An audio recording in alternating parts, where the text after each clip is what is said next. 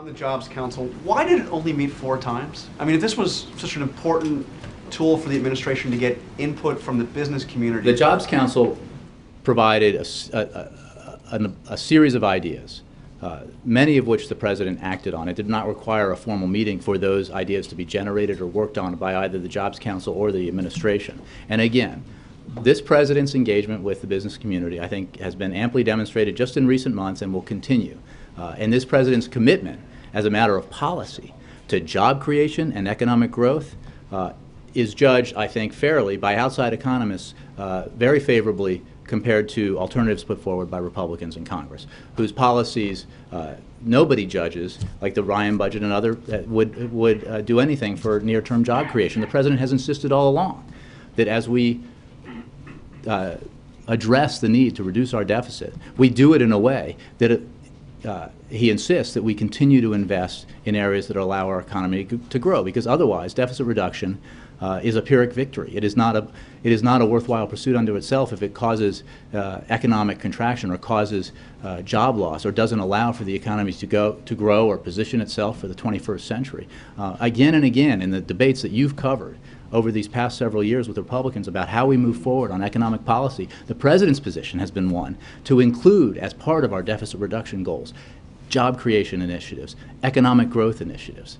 And that's a position that is on the table with the proposal that the Republicans could take tomorrow, the proposal the President put forward in December. Jay, I'm not talking about the Republicans. I mean, he hasn't met with the Jobs Council in over a year. Well, isn't that problematic?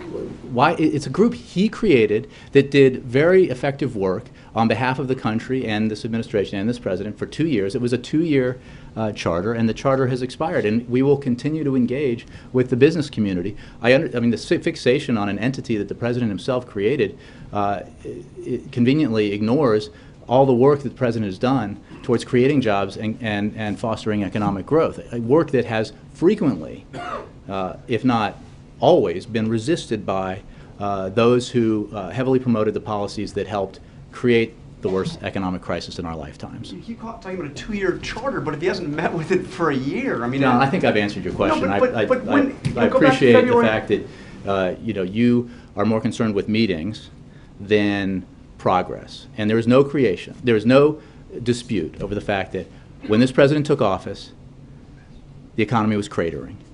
The economy shrank in the quarter before he was sworn into office, in the fourth quarter of 2008, by nearly 9%.